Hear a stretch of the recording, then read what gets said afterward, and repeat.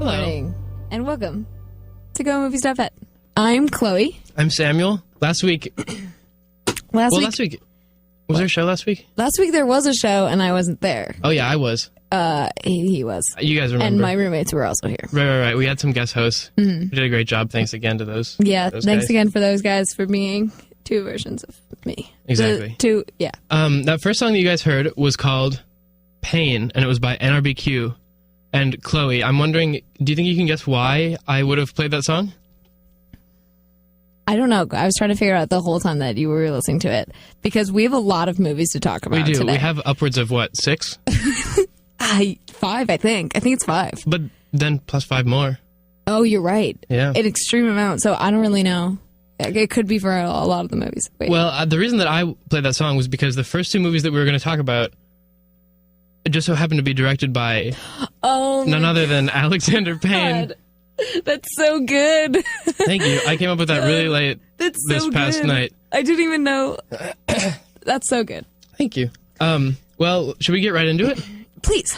All right. So a couple weeks back, me and Chloe settled down and watched for the first time the movie Sideways. Yes. Which is a movie that my father recommended to me when we were in Portugal. Drinking port wine, as you do in Portugal. Right. And he said, you know what this reminds me of is this movie about wine in California. And then he told me to write it down, and so I did. And then I was like, we should watch it for this thing. Right. And watched it, we did. We sure did.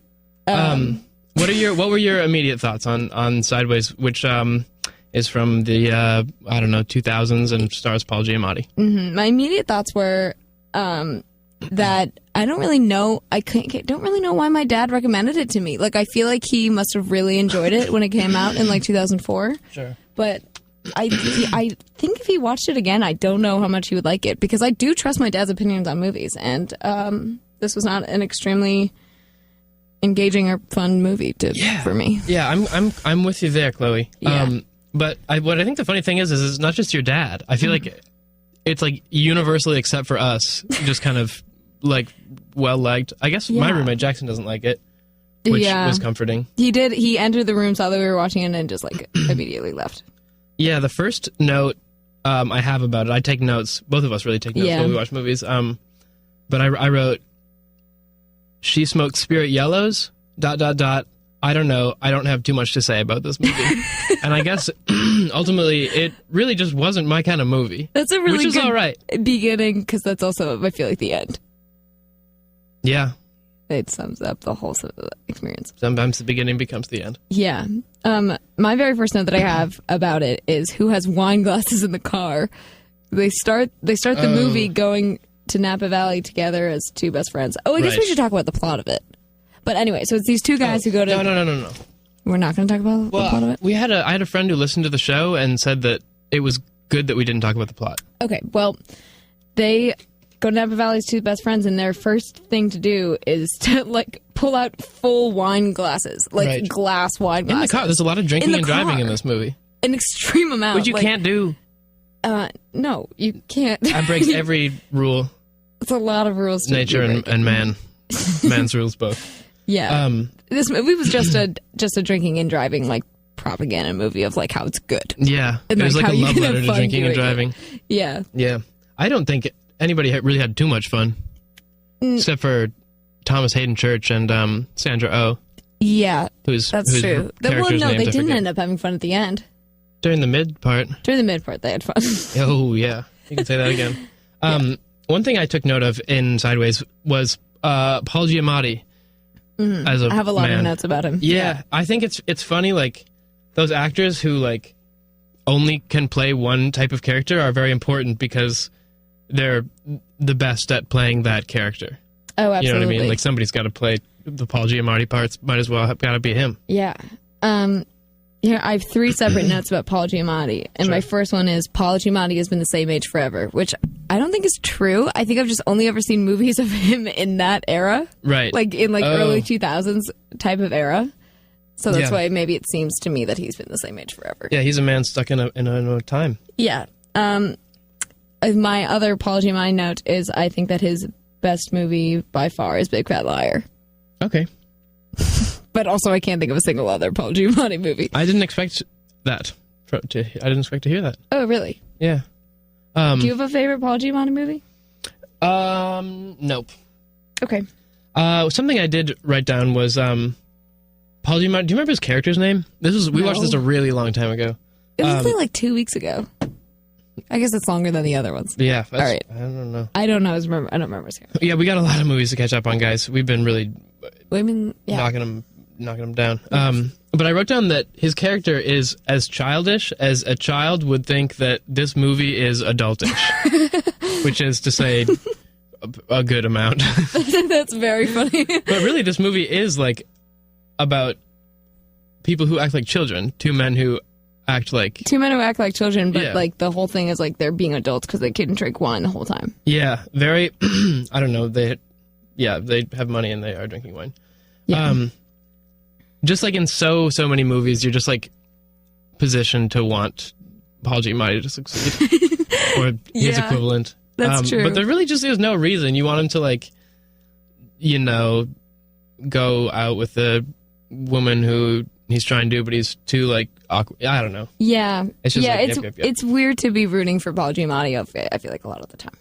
Do you remember that scene where they're talking about like grapes? I forget what the like difference between the grapes is, but they're like talking about red grapes versus green grapes and how the difference is, and it's like just so obviously about like the two characters. It's just like the most thinly veiled, like just goofy. I was like, we get it. You don't need to. That's very funny. Really hammer this one home. So in about a minute here, we should go to the next movie. The next movie? Okay, yeah, that's a good point. You want to have any clothing thoughts? Closing thoughts? The clothing in the movie was not except for incredible. Sandra Oh's outfits. Sandra Oh were super duper bomb.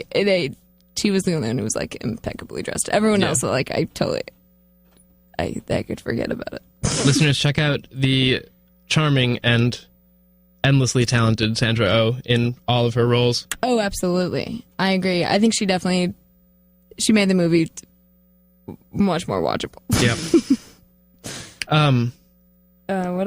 What's a good you got a closing sentence? My montage count for this movie at the very end, the tally was 4, which is a hefty number.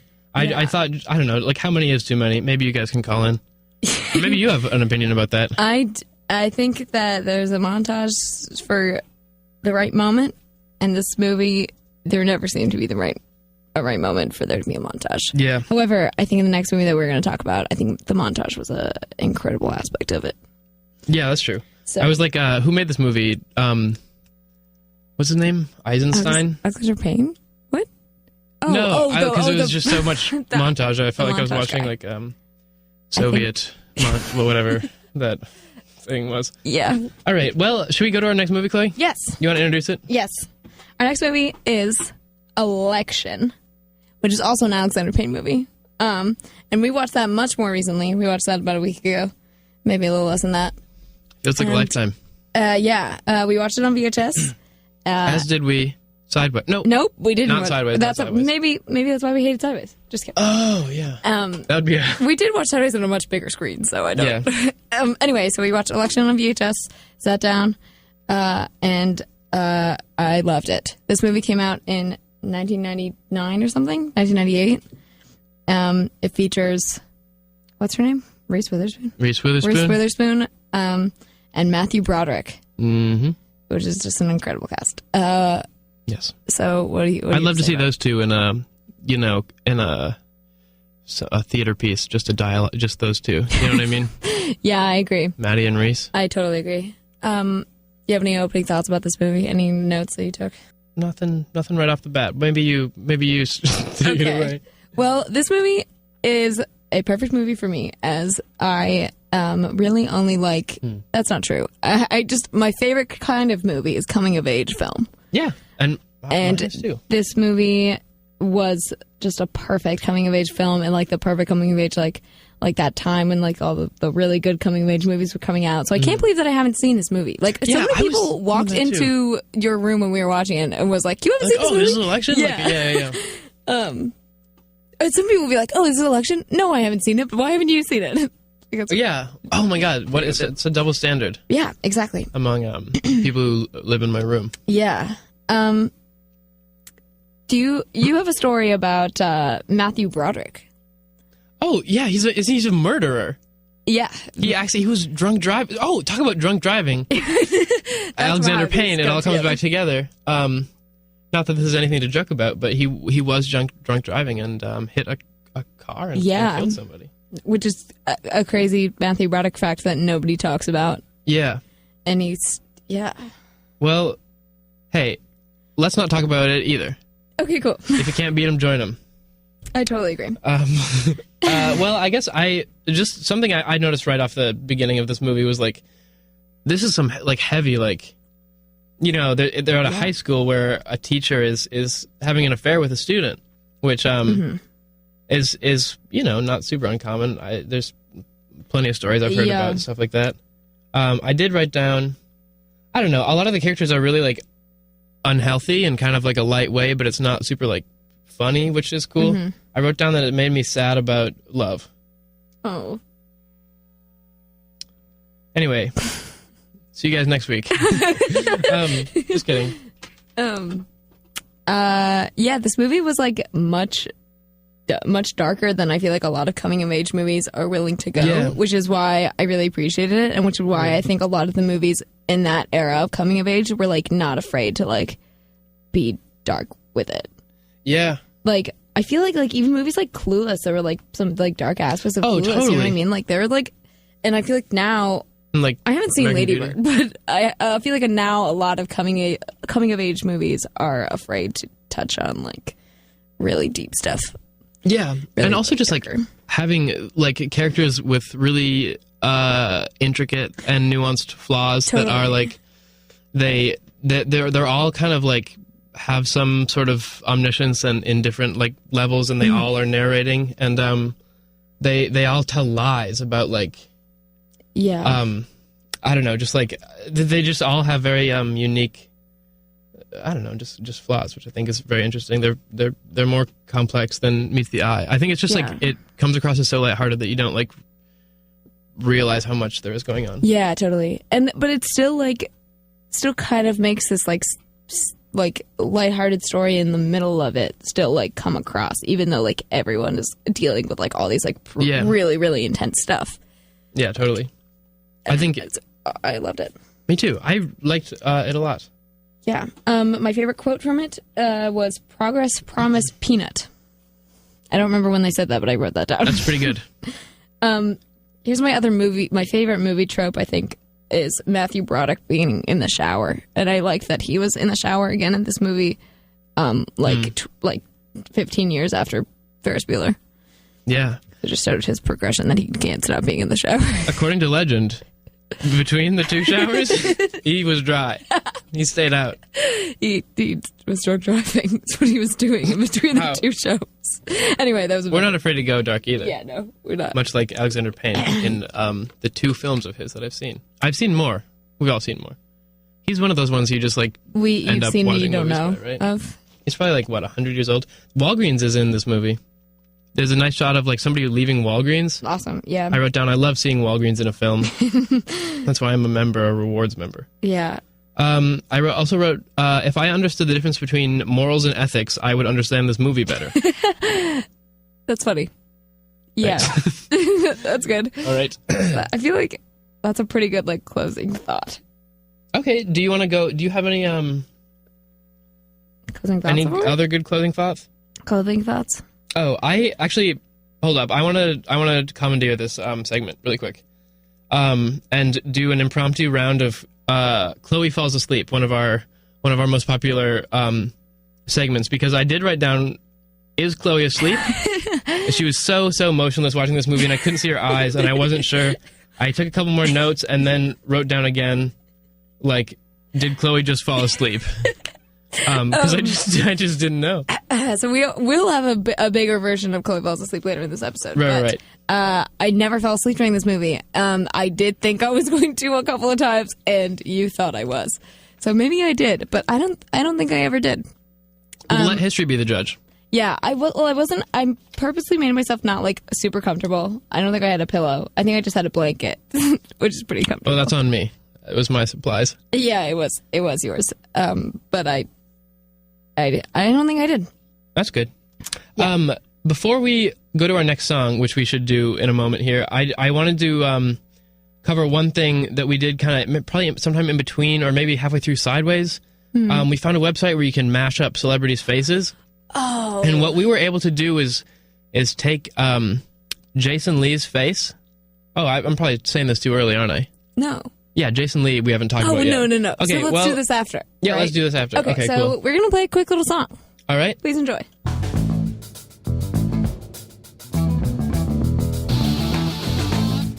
All right, Chloe. What the heck was that we just heard? Yeah, so that was my pick for this week. It was Focus's Hocus Pocus.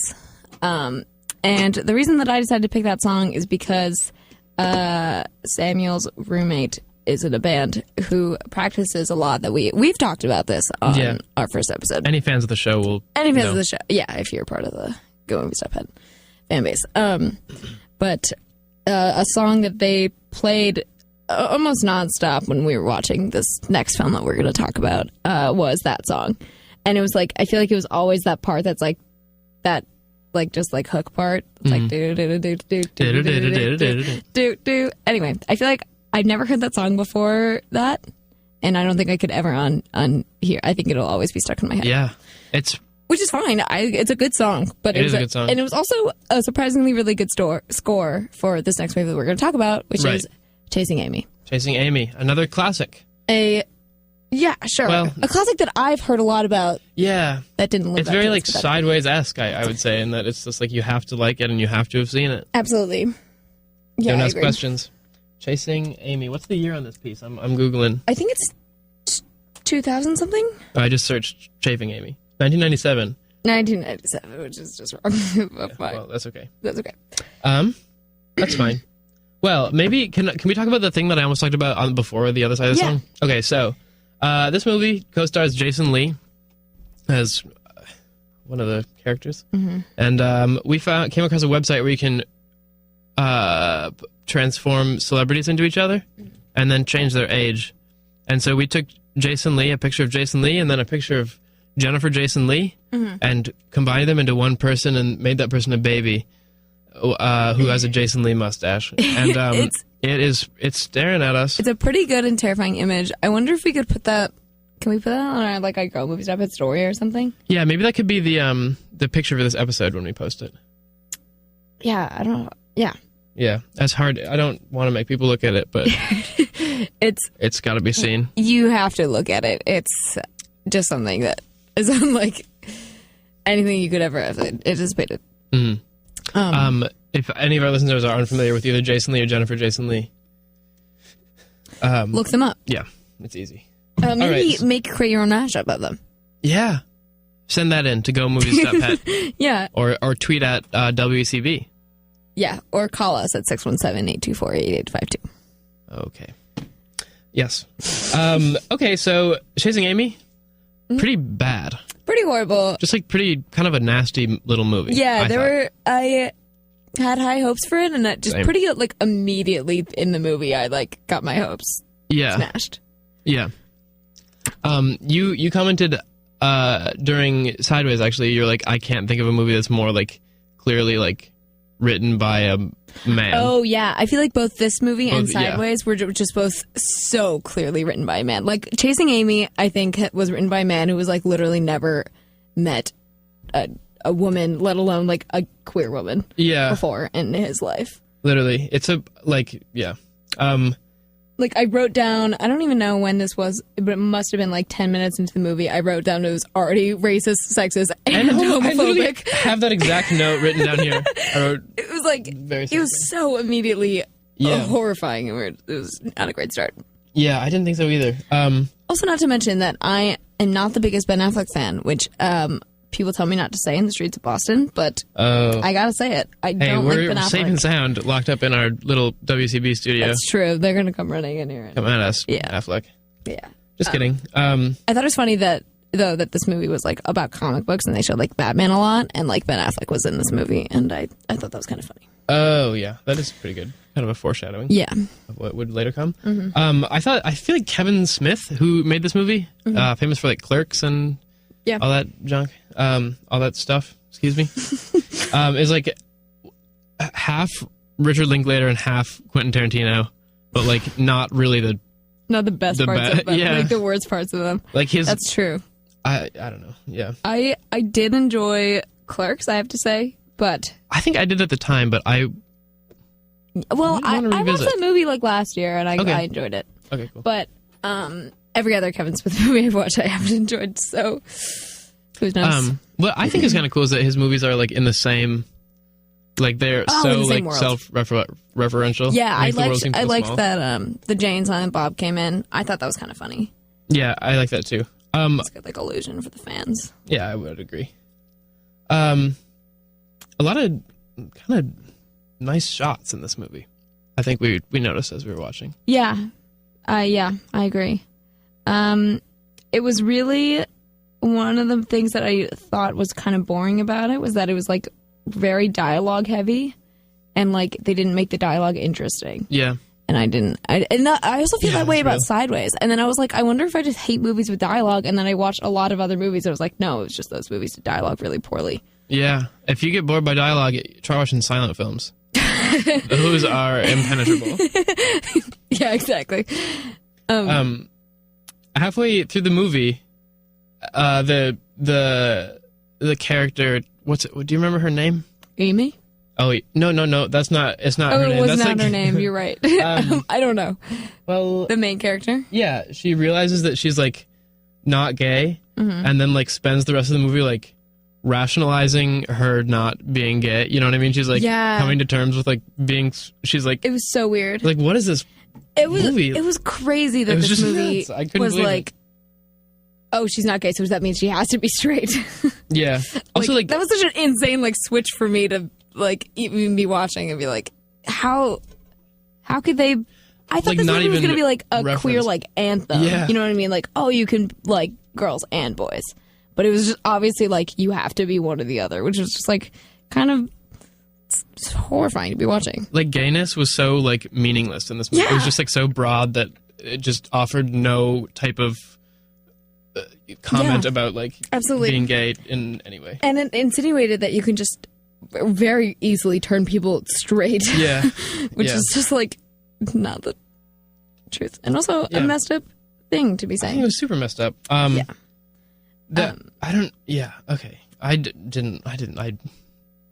Here's something else I want to just really quickly touch on is they have this shot on like their apartment, and for some reason on his door it says "Here lies Dick Boy." And they don't talk about it, and it's like only in the background like twice. And I think that might be I think that was a good Easter egg. A lot of dudes actually have that. Really? Yeah. I don't know what that means. I thought it was kind of funny. Yeah, I don't. Oh, okay, then just kidding. I don't know any dudes who have that. Great. Yeah. Oh, also wait, the character's name is Holden.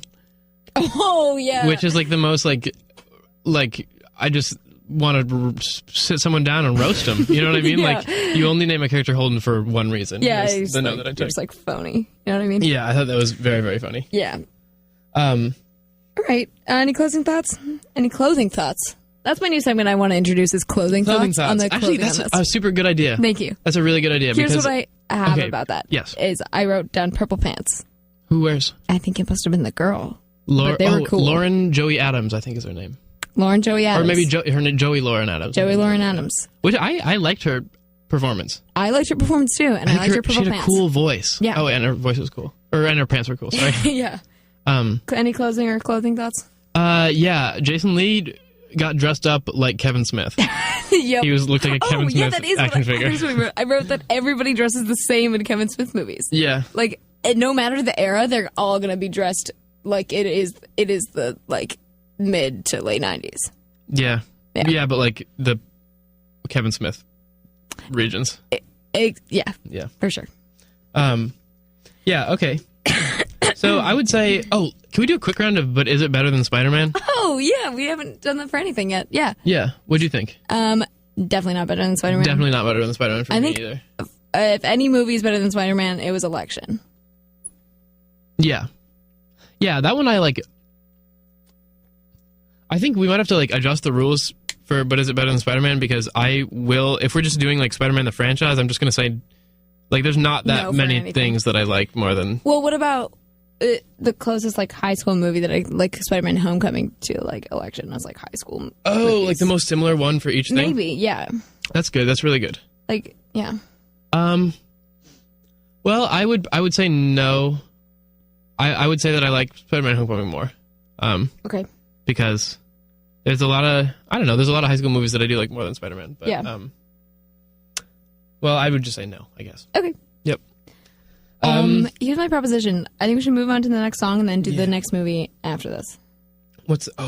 Okay. One more quick movie, then we have a couple quick segments to talk about. So let's do one more song. Yeah, let's do a song. It's your pick now. All right. Oh, no, I was going to... Just kidding. It's my pick now. I usually just like order them like... Just kidding. We're just going to play a song. Whatever makes the most sense. Okay.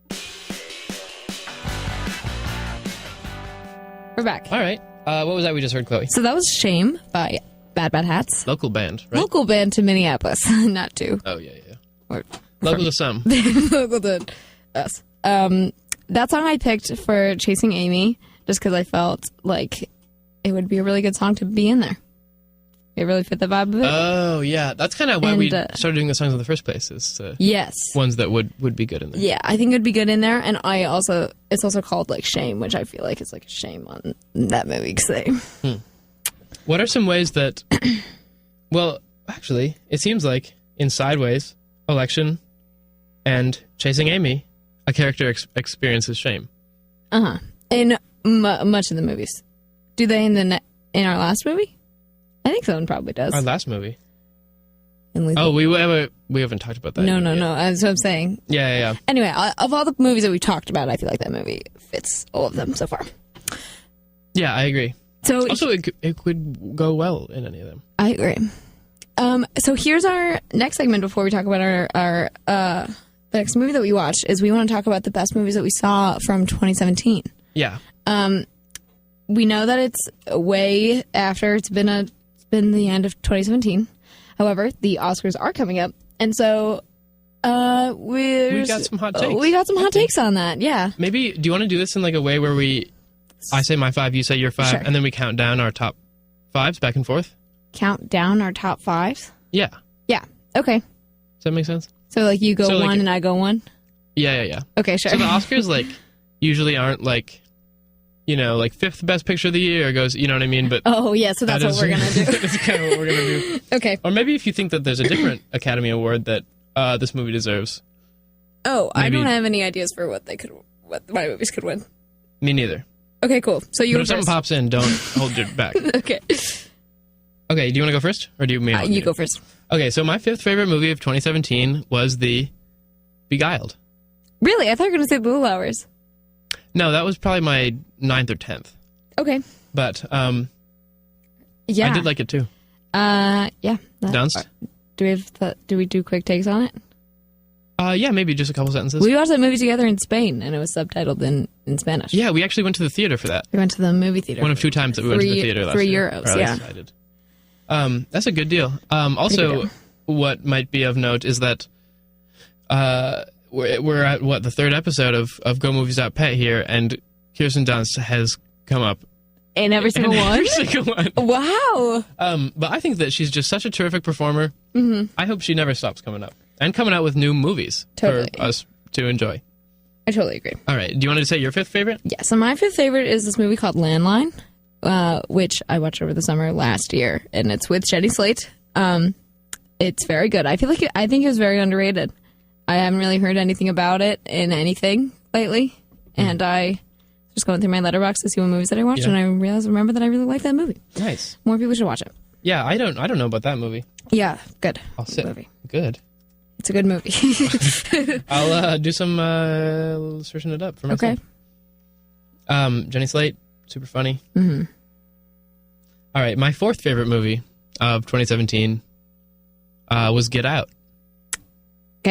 Awesome. And though I guess that's actually the only one that's really nominated for for Oscar, this year. Oh, really? That's the only one on your list? Well, that's nominated for the big one. Oh, okay. That would definitely be my pick, I think, of the best picture. Yeah. I did really like that movie. I agree. That movie is later on my list. That movie is one of my tops. Looks like Chloe liked Get Out a little bit more than Sammy this year. Yeah. But yeah, I don't know. You guys have all seen it. What's number 4 for you? So number 4 for me is actually The Big Sick.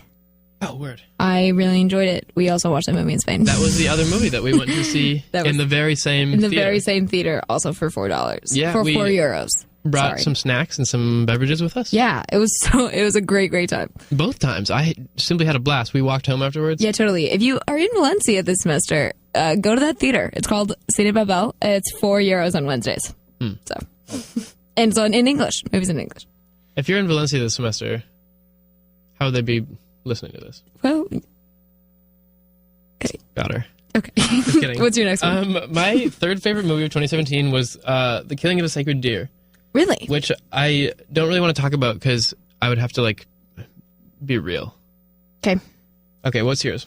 So I think my third favorite movie is actually The Florida Project, which I just saw, a couple of days ago. And I really enjoyed it. Quick impact. It did have a quick impact. Well, it's one of the ones that I feel like there's about 3 more movies that I need to see to really finalize my list. So I think my list isn't super finalized right now, but was my favorite, one of my faves. I was surprised. Wait, that's Oscar. It's an Oscar nominated. Yeah. I thought it didn't make the deadline. I think it did. Okay. Yeah. Well, I mean, right. It must have. It's in there somewhere. Be nominating old movies. Yeah. Okay, second favorite for you? Yeah, I plan on seeing that movie. Okay. I think the second best movie of 2017 was Pirates of the Caribbean. Awesome. Dead Men Tell No Tales. Okay. Those are some of my favorite movies ever. The first one is definitely a top 10 for me. Yeah. Awesome. I think those movies are great because pirate movies don't even really exist, and they probably won't really because the standards are so high. Yeah, now. totally. But anyway, I really think those movies are a really cool bunch of fun adventures, super unique and super fun to watch. Yeah. My second favorite is Get Out. So, and then I think we have the same first favorite. Wait. Let's talk about Get Out. Oh, you want to talk about Get Out? Yeah, let's hear it. I just really enjoyed it. Yeah. I feel like I watched it in the theater, I think. Did I? Well, yeah, I watched it in the theater and I knew nothing about it, and I feel like that was a really good way of going into it. Yeah. And it just had there was a gesture that never mind. I went like this, but no one can see it because it's radio. Oh, sure. I didn't do anything. I didn't even realize that no one else could see it. If you haven't seen that movie, I don't understand why. I feel like I don't really like horror movies, and I felt like this was a really good movie. Yeah, that's true. I feel like yeah, that's real. All right, I'm surprised to hear you say that you think that we have the same first. I think we do. Do you want to say it on 3? Sure. 1, 2, 3. Psych the movie. Damn it! Sorry. It's probably okay. I think that we can say that one, but no, we don't have the same one. Just kidding. I thought that we had the same one. Oh yeah, I was pretty shocked when I was like, Chloe's favorite movie of 2017 was Psych the movie. Let's hear Psych the movie. I thought, well, I don't want to spill my beans before. Why? You haven't even said your movie yet. Well, you just I'll go next. We counted to 3 and you didn't even say anything. You just go really quick. Okay. Well, yeah, Psych the movie. That's one I do have a lot to say about. I think I don't know. I'm not gonna talk about why I like Psych. It's just a super cool show. I thought it's just a great spectacle of postmodernism and irony and just kind of silliness and stuff. Yeah. I like those characters, and I like all the little, I don't know. There's just some funny stuff to say. And I really like that movie. Yeah. Me and Chloe watched that. We watched that in Spain. Spain. That's true. Yep. My top was Call Me By Your Name. Oh, yeah. That was my number one. I thought you were going to say that. Really? Yeah, I don't know why. I thought I thought I heard you do a rundown of that. Yeah, that's in the top 10. Oh, it was top 10. That's what I heard it in. All right. Oh, yeah. When I was listening to that, I did them in the opposite order. Okay, yeah, I was confused. Sorry about that. That's okay. That's probably would explain all our confusion. Yeah. I liked that movie a lot. But here's the thing, is as I've said before, I don't think my list is finalized because I have a lot more movies that I have done a very poor job of watching movies this year, and I'm going to blame it on being in Europe because I was unable to watch a lot of movies that came out in English. Yeah. But I do like that. Really I thought it was a really beautiful movie. I did too. My mom hated it. Oh. Yeah, sometimes it seems like you don't quite agree with your parents on every movie. No. Yeah. Well, they also love Sideways. So. Right, yeah. I'm on the same page with my parents.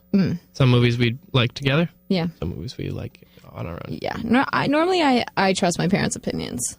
So. What was your favorite thing about Call Me By Your Name?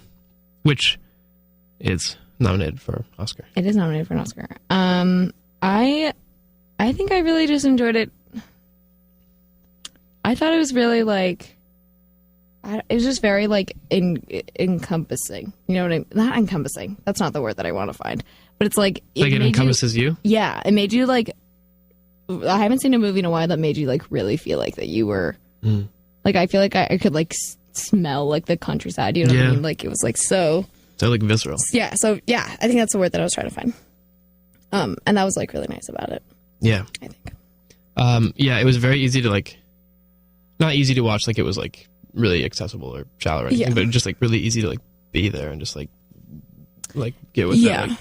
It really just put you in the scene really, really nicely. Rather than a lot of movies that I feel like I've seen. Yeah, word. All right. Mad respect. Mad respect. All right. And your top fives. Good luck. At the Oscars this year. You do. I think if it's a swing, but I don't know if Psych gets it, I will be delighted. But if Psych gets it, Call Me By Your Maybe or Get Out, if they get whatever. enough write-ins, it could happen. Yeah, I think they need more write-ins this year. Okay. Well, let's talk about another movie that we watched this week. Sure. That movie is Animal House.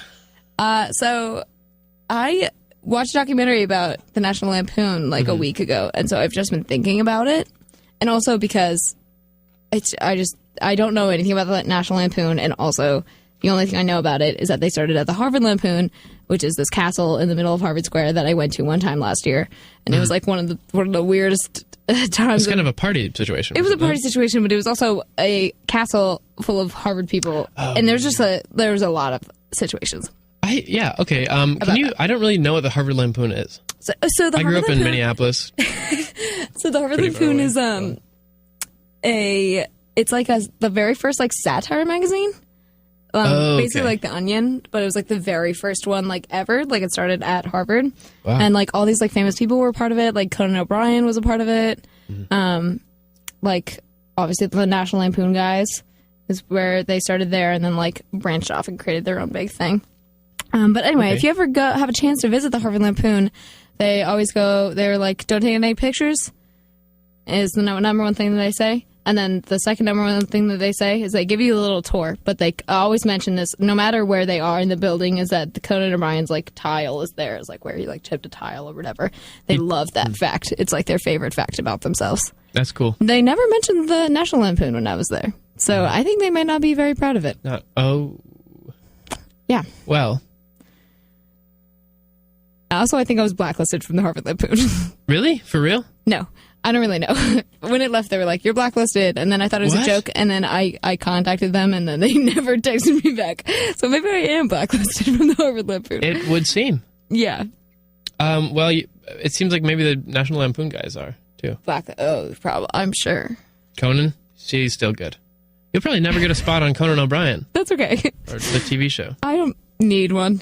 Oh, okay. Conan is one of the GoMoviesDotPet heroes. Wait. He is? I think so. Sure. Okay. Yeah. Okay, Animal House was the movie that we watched, which leads us to our next segment, Chloe Falls Asleep. Yay. Did Chloe fall asleep during Animal House? Oh, almost immediately. I would say about 15 minutes into the film. That one, passed out. You slipped past me. I was pretty vigilant with chasing Amy or whatever. Like, I thought you were asleep, but this time it was the opposite. You didn't think I was asleep? I just didn't. I wasn't paying attention to it. Yeah, well, I feel like we picked this movie because we were like, we want to watch a movie, but I want to fall asleep. It was like my criteria for watching a movie was that I wanted to fall asleep. So it was like a movie that I wouldn't be that upset about missing. Right. So and then I woke up. It must have been about halfway through the movie to Sam's just being like, "This is a horrible movie," and then he took the tape out and like ripped all the tape out and then threw it in the garbage, and that's when I woke up from a peaceful nap too. Mm-hmm. So let's talk about what. Do you want to talk about what prompted that reaction, or mostly just that I fell asleep? Honestly, I don't remember doing that. Just kidding. I do remember doing that. It was because I really didn't like Animal House, and I don't think that you should break stuff. But I've only done that with two tapes ever. Mm-hmm. Is thrown them in the garbage. Yeah. And both of them, it was just because I thought there was some like just some values communicated that I pretty strongly disagreed with. Some stuff that I thought to be offensive. Totally. And I just don't really think Animal House is the movie of our time nowadays. Yeah. It did bring us the iconic sweater that just says college on it. Yeah, which might be the only good impact. Hey, it brought you some rest. It brought me some rest, you're right. And you can't argue with that. I did have a very, very peaceful nap. Yeah. Yeah, there was a couple things I was like, I wonder why Chloe's not reacting to like the action. Okay, do you want to do that thing where we just say the other movies that we watched apart from each other this week? Yeah, so... Or these past couple weeks? It's been a couple of weeks, so we watched a lot of movies apart from each other. Yeah. Do you want to go first? Yeah. In between, like, we were, like, watching Sideways, and Chloe had, like, a meeting, like, halfway through. And so, like, Chloe went to her meeting, and I watched, like, the Blair Witch Project. Mm-hmm. I went to see I, Tonya. Yeah, awesome. And last night I saw Black Panther. Cool. All right, your turn. So I saw Black Panther last week. Pretty good. I enjoyed it a lot. I enjoyed it a lot, too. Let's not review these ones. No, Let's present these movies without comment. Okay, The 400 Blows. Really? I have a quick comment on how I got to watching that. Yeah? So I went to New York last weekend, which is why I couldn't be at the show. Oh, really? And I went over to my friend's house who goes to NYU, and like he was like, "You want to just hang out and watch French New Wave movies?"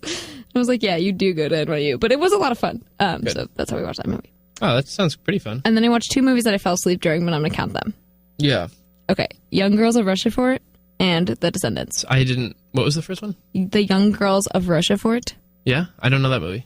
It's a French musical. Okay. I really enjoyed it when I was awake for it. Right. Did Chloe fall asleep? Yes. And I fell asleep for 2 out of 4 of those. That's pretty good. Yeah. So that brings us up to 3 for this week's episode. 3 falls asleep. Yeah, you're right. 3 falls asleep. That's a GoMovies.Pet record. That's a GoMovies.Pet record. It's a GoMovies.Pet record. As we like to say here on GoMovies.Pet. I was going to say, wait. Just kidding. I forgot what I was going to say. It was something about that. Okay. Oh, well, also, there was a lot of chances for me to fall asleep because this is like 2 weeks combined in one. Yeah, that's true. I feel like yeah. But I didn't. Yeah. All right. Yep. So, okay, so we have one more movie that we watched this week. Oh my god. That we need to talk about. Sure do. And here's the other thing is that we watched it with my friend Nicholas, who goes to Vassar up in not Ithaca. New York. Poughkeepsie. New York. Poughkeepsie, yeah. And I was going to get him to call in, and like we could all talk about it. Yeah. But there's 9 minutes left of our show. Yeah. And I forgot to do that. Yeah. Sorry, Nicholas. We'll get to it next week. Okay. Or maybe, I don't know. But anyway, the movie that we watched was Lethal Weapon 4. Mm-hmm. The 4th installment in the Lethal Weapon series of films. Yeah. So you have a couple things to say about that, or no? Well, I just wanted to say that I've not seen a single Lethal Weapon movie. Mm-hmm. And Nicholas and Samuel watched all of them in one night. The first three. And finally have reunited to watch this one. But I came into it completely blind. Okay. Did you have more? Oh, let me check my notes. Okay, cool. 1 second. Well, you do. I only took one note during this. It's kind of the worst of the Lethal Weapon movies, which is cool. It was some pretty spectacular action, probably the biggest explosions in any of them. I wrote down like only one sentence while I was watching it, and it's like a really like bad it's like middle school level like sentence structure and also idea. But I wrote down Joe Pesci is the titular Lethal Weapon in Lethal Weapon 4. His comedic presence bringing not only laughter but intrigue. I like it. I think that's a good sentence. Yeah, okay, thanks. If a middle school wrote, is that what he said? Yeah, if I was like a middle school teacher, I'd be like, okay, let's workshop that. There's something I cut out part of the middle because it's just not, the sentence doesn't work. There's something wrong with the sentence. Okay. Pretty good. But yeah, I don't know. Joe Pesci does bring a lot to those films, and his character is expanded. I wrote a little bit. Yeah. Okay. Yeah. So what I wrote, I only wrote down 2 things, and I wrote, "This is not the time for secrets," and then I wrote, "This is so much fire." I feel like most of the movie was fire. Right? Yeah. Oh. Like if you were to walk away for 5 minutes and you came back and there was fire, you would not be surprised. Oh yeah, it'd be like, oh, it could be the same. Yeah, it could be the same fire in a different another location. Yeah. Yeah. It would yeah. It was just the most out of this world hardcore action I've seen in quite some time. That being said, though, sometimes for me, action movies are really hard to follow, and I could follow this movie pretty well. Yeah, that's true. So, props to them. Yeah, out of the fire and... Yeah, even though there's so much fire, I knew what was going on. Good. And that's what we like here at GoMovies.Pet. Yeah. So we kind of got to sign off. Before we do, I'm just going to explain. We have one more song to play. We're going to play you guys out. As is customary on GoMovies.Pet, it's a Young Thug song. I was thinking, like, what song can I... There's no songs about wine by Young Thug. There's no songs about... like Chasing Amy. And then a little song by Young Thug came to my head from 2014 that was famous. And it's a song otherwise known as Danny Glover, who is the star of the Lethal Weapon movies. Wow. And I'm glad that it came together. Both your ones were names. Yeah, that's true. All right. So until next week, when we'll be back talking about more movies. We won't be back next week. It's spring break next week, but we'll be back a week after that. So maybe we'll talk about a million movies. Yeah. We got 6 today. Oh no. We'll do 1 million. It could be 1 million exactly. All right. So see y'all next week. Enjoy Young Thug. Have a great good night. spring break.